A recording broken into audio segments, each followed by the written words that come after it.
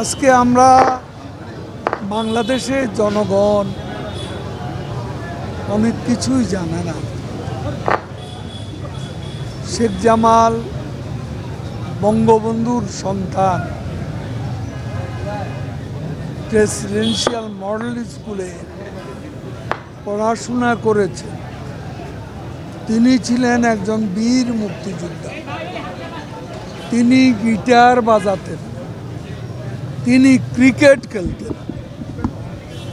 খুব মেধাবী এবং সাহসী সন্তান। তিনি কমিশন হয়েছিলেন সেনাবাহিনীর লেফটেন্যান্ট হিসেবে। আজকে এইসব গুণের কথা, পরিচয়ের কথা আমাদের অনেকেরই অজানা রয়ে গেছে। 75-এ আসলে একটা পরিবারকে নিশ্চিহ্ন করে দেওয়াই ছিল সেদিনের অন্তারকদের আসল মতলব। সেদিন বাংলাদেশে জিয়াউর রহমান, খন্দকার মোস্তাকরা খুনিদেরকে দুঃসাহস দিয়ে মানব সভ্যতার ইতিহাসের নৃশংসতম হত্যাকাণ্ড সংগঠিত করেছিল।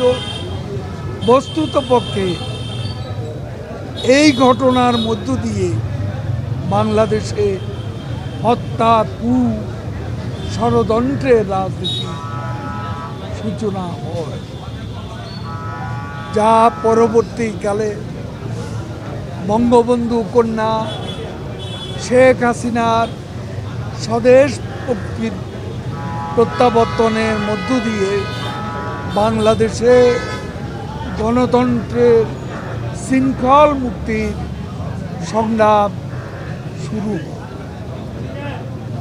আজকে একটা কথা অত্যন্ত সত্য যে 75-এ বঙ্গবন্ধু দুই কন্যা সেদিন যদি তারা 32 নম্বরে থাকতেন, তাদের বেঁচে থাকার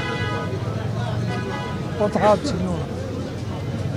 আজকে শেখ হাসিনা এসেছেন বলে বাংলাদেশ হত্যা, ষড়যন্ত্রের রাজনীতির বৃত্ত থেকে বেরিয়ে আসতে পেরেছে।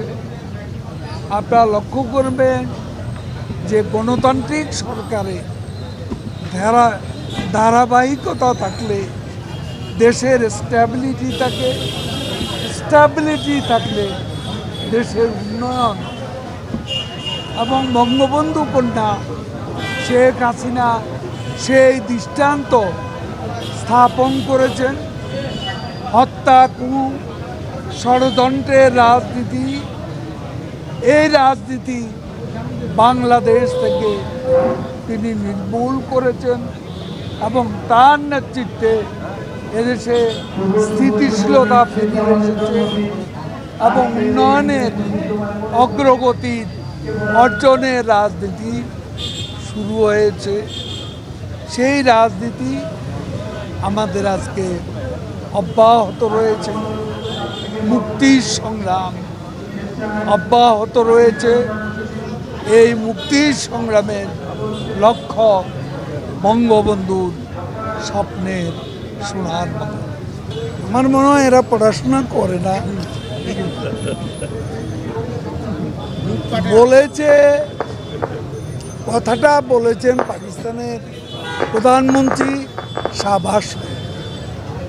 পাকিস্তানের সঙ্গে তো প্রীতি তাদের, বন্ধুত্ব তাদের।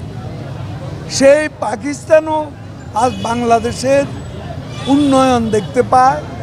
একসময় বোঝা ভাবত, এখন লজ্জিত হচ্ছে পাকিস্তানের প্রধানমন্ত্রী। এতে রিজভিদেরই লজ্জা পাওয়া উচিত। শাহবাজ শরীফের বক্তব্যে তাদেরই লজ্জা পাওয়া উচিত, কারণ তারা বাংলাদেশের উন্নয়ন দেখতে পায় না, কালো চশমা পরে তারা শাহবাজ শরীফ যা দেখে সেটাও দেখে না। কেন সেটা তাদের জিজ্ঞেস করুন। তিনি আসল কথাটা বলছেন, 3 বিদেশি শক্তির চাপ, সে চাপটা তিনি অনুভব করেছেন কিনা আমরা জানি না। কারণ তাদের জন্ম তো বন্দুকের নল থেকে, তারা গণতন্ত্রের মধ্য দিয়ে আসেন না। বাংলাদেশে 42% লোক ভোট দিয়েছে। ভোটের দিন খুন খারাপি কোনো কিছুই হয়, ফ্রি অ্যান্ড ফেয়ার ইলেকশন হয়েছে। এখানে কোনো বিদেশি শক্তির চাপ ছিল, আমরা কোনো চাপ অনুভব করিনি। তিনি কোন কারণে কার চাপে ইলেকশনে এসেছেন সেটা তাকেই পরিষ্কার করে বলতে হবে।